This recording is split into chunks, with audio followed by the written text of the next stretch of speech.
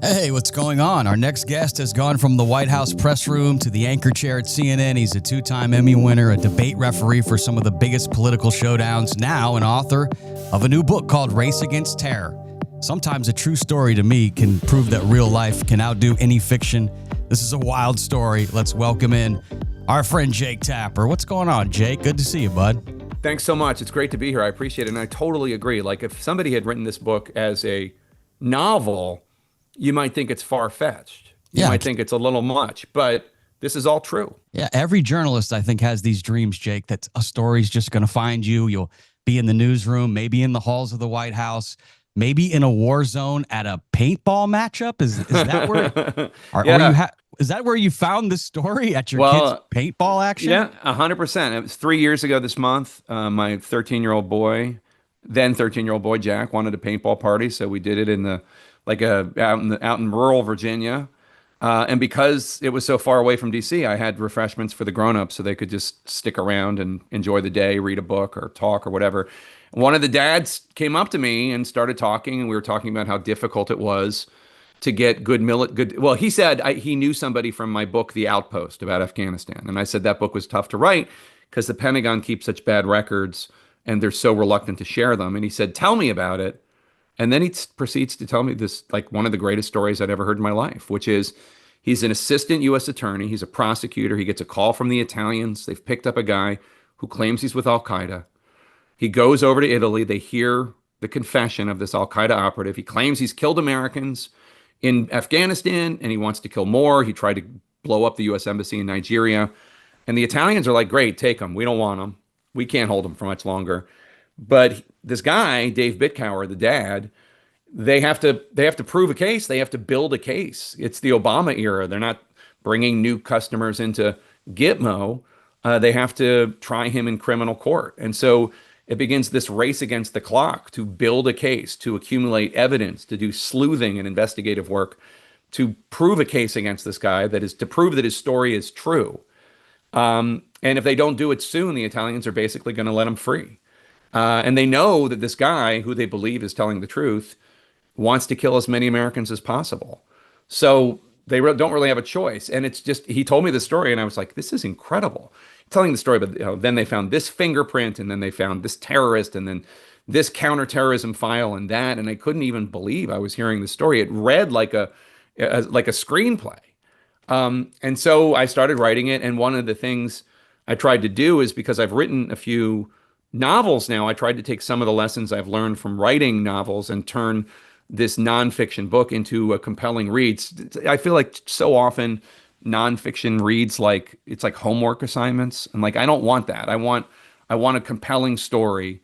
So I tried to write it like a thriller, even though it's 100% true. I know I read some of it. It's called Race Against Terror. I just got the book, so trying to get through it, but and very interesting details in here about the prosecutors chasing down the evidence and witnesses across continents. I'm thinking in this digital world, Jake, where I can FaceTime somebody in Tokyo like in 2 seconds. I'm curious, how is this such a challenge to work with other countries? It seems like it should be easy, especially when you have a bad guy in your custody. Well, first of all, this was 2011, 2012, so the Zooming wasn't as easy. But second of all, a lot of these countries will not let you do these things remotely. They want you there, especially if you are making a request of the Nigerian government or the Italian government or any other foreign government. They want the United States to go there personally and do it. But also the activities that they're tracking down here to prove took place on the battlefield in Afghanistan in 2003 and in Nigeria in 2004, 2005. And a lot of the witnesses are terrorists. So it isn't as easy as Zooming. It's you have to like physically look at the photographs of what was picked up on the battlefield and then track down all those items. Where are they? Meeting with service members who'd served at Firebase Shkin, which was ambushed in 2003, doing the interviews with them, going to their houses, and looking at what's on their computer. So a lot of it is really difficult gumshoe reporting that these investigators with the FBI and the U.S. Attorney's Office had to do. In the book, you also explore how Bush and Obama and how these administrations handle terrorism differently. In your view, which approach best balances justice and security, and how do these different administrations differ with how they handle this type of stuff? Well, everybody I'm sure remembers, everybody of a certain age remembers that Bush initiated a whole bunch of new rules and regulations and terms for how to fight terrorism in terms of enhanced interrogation, or what others call torture, or extraordinary rendition, or what others call kidnapping, putting detainees, labeling them enemy combatants, putting them on Guantanamo Bay. Like a lot of that's not happening anymore. And I think we've kind of settled into a consensus place where a lot of the Bush tactics aren't used anymore. But also, it's kind of accepted, I think, among national security professionals that the way Obama wanted to do things, everything in a criminal court, was also not feasible. And so we're kind of like in this no man's land of consensus approaches to counterterrorism. Spin Gould, the guy in my book, the Al Qaeda terrorist in my book, he's the only foreign terrorist ever tried in a U.S. court, criminal court, for killing service members abroad. It has never happened before. But Trump is now trying to do the second foreign terrorist tried like that, a guy named Jafar, who is part of the Abbey Gate bombing, allegedly. So I think we're kind of in a consensus view of how these things should be approached. And right now, the Spin Gould case is paving the way for this other terrorism case. And it's very scary because reading your book, it seems like Spin Gould truly believed he's doing something noble. I mean, to me, is that the scariest part for you, that this guy believes he's doing something good and he's killing American servicemen? It's horrific.